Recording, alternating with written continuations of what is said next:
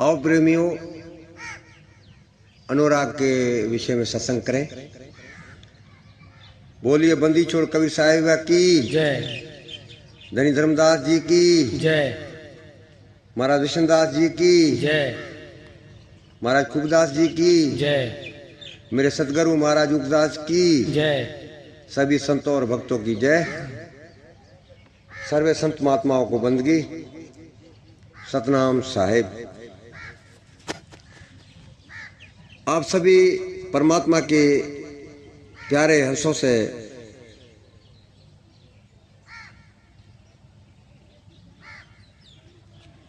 विनती है कि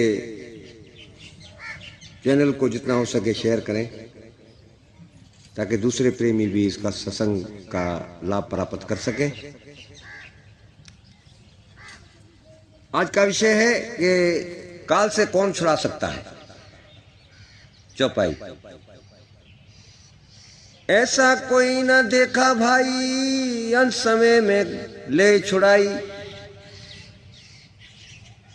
ऐसा कोई न देखा भाई, अंत समय में ले छुड़ाई।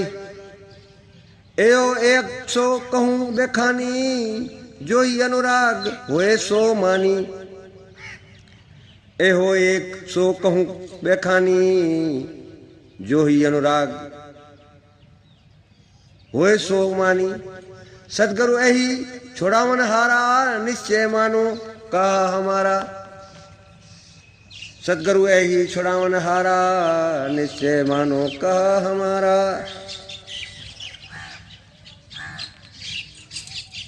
प्रेमी सजनों, इस काल चक्र से तुम्हें कौन छुड़ा सकता है?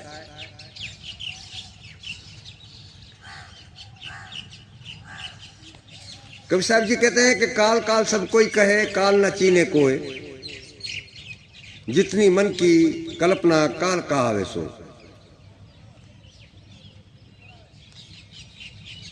काल समय को कहा गया है, और हर समय में हमारे अंदर से कोई ना कोई कल्पना, कोई ना कोई ख्वाहिश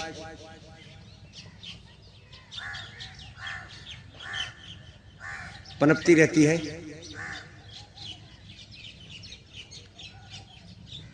और वो मन की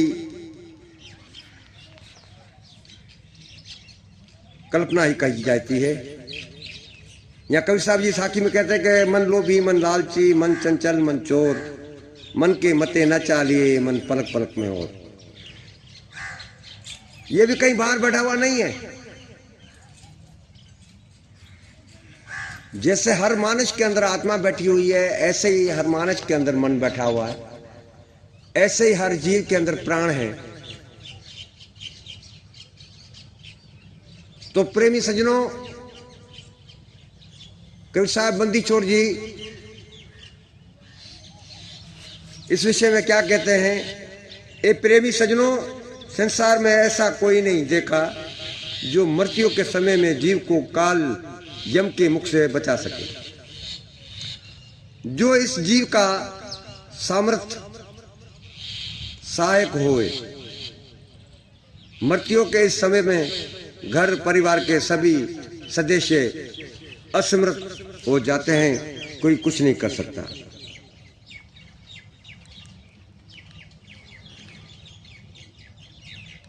प्रेमियों, मैं तुम्हें ये एक निश्चय की बात कर रहा हूं कि इस भवसागर में एक ऐसा समर्थ भी है जिसका वर्णन करता हूं। हाँ, जिसके हृदय में सच्चा अनुराग, प्रेम, भक्ति होगी, सद्गुरु प्रेम पिता परमात्मा के लिए, अर्थात उसी से लाभवंत होगा।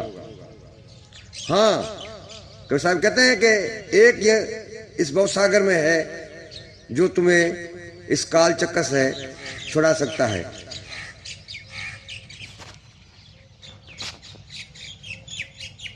उसी से लाभवंत होगा, क्योंकि मृत्यु के समय जीव को और शरीर को बहुत कष्ट आती है। ये शरीर छोड़ना बहुत ही दुखदायक होता है। जिस शरीर से उसने संसार के भोग भोगे, सज्जनों वो एक ही इस पूरे सृष्टि में, और वो सदगुरु साहब हैं जो इस जीव को संसारिक बंधनों से छुड़ा सकता है। बिना किसी भेदभाव के तुम निश्चय पूर्वक मेरा ये कहा मानो।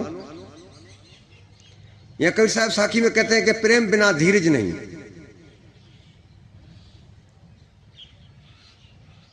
जब तक तुम्हारे शरीर में प्रेम नहीं आएगा तो धीरज, शरीर का टिकाव नहीं होगा, तुम्हारे शरीर का टिकाव नहीं होगा, तुम्हारे मन का टिकाव नहीं होगा, शरीर अस्तर नहीं होगा, मन अस्तर नहीं होगा। प्रेम बिना धीरज नहीं, विरह बिना नहीं वैराग।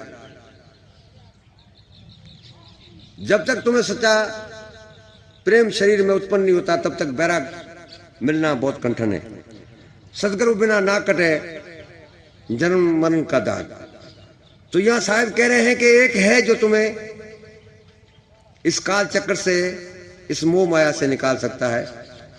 काल अर्थात मृत्यु के समय जीवन में आने वाली घटना है। ये एक सत्य है, हकीकत। देह का छोड़ जाना, मरना ही काल नहीं है। कल्पना के बंधनों में पड़ा हुआ जीव बंधनों में घिर के जीव आत्मा को दूसरे जीवों के जन्म में ले जाता है और इस संसार के मोह माया में फंसा हुआ कदापि मुक्त नहीं हो सकता। तो सज्जनों, हमें उस जीवन मरण के चक्कर सर्कल से निकालने वाले सच्चे सदगुरु की शरण लेनी है। यह साहिब जी कह रहे हैं कि आया है सो जाएगा, राजा रंग फकीर, कोई जावे सिंहासन में, कोई जड़िया जावे जंजीर। जगत के मोह माया में पड़ा हुआ जीव बार बार जीवन मरण के चक्कर में पड़ा रहता है। झूठे बंधनों में पड़कर शरीर से प्रेम इतना बढ़ा लेता है कि वो अपने शरीर को छोड़ना नहीं चाहता और बहुत ही उपाय करता है जीवन के लिए। परंतु मौत एक सत्य है, चोला छोड़ना पड़ता है। मोह माया में फंसे मानसों को लेने के लिए यम आता है, जिसे हम काल कहते हैं या जिसे काल कहा गया है। और उस यम के आने से शरीर से बहुत ही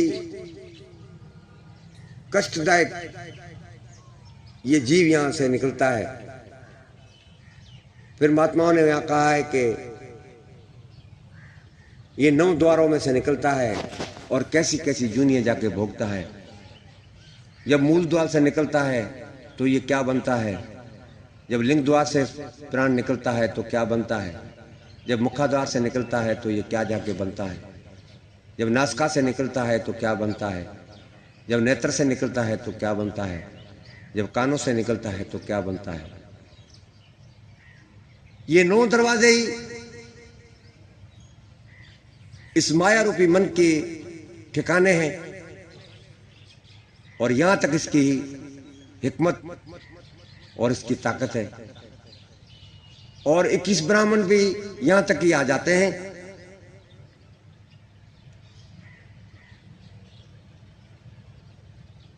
तो काल उसे कहा गया है।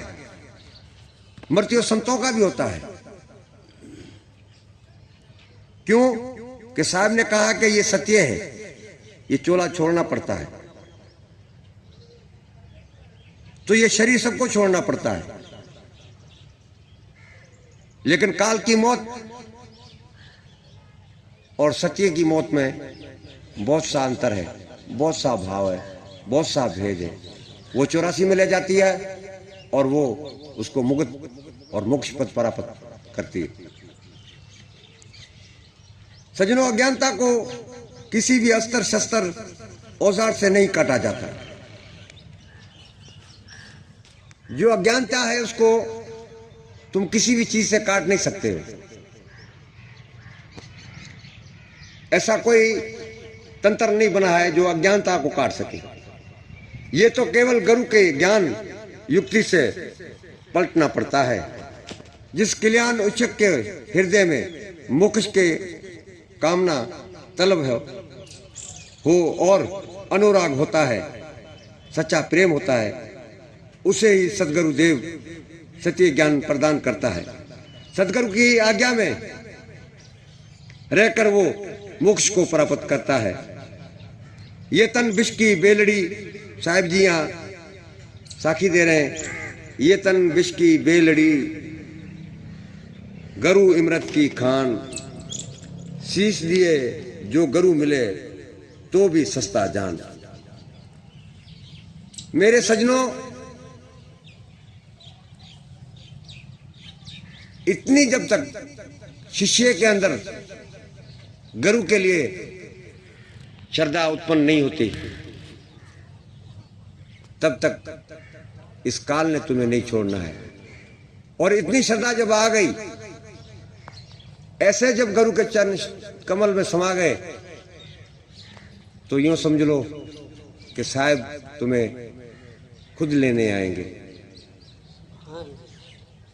और खुद अपना साक्षात दर्शन देंगे तुम्हें,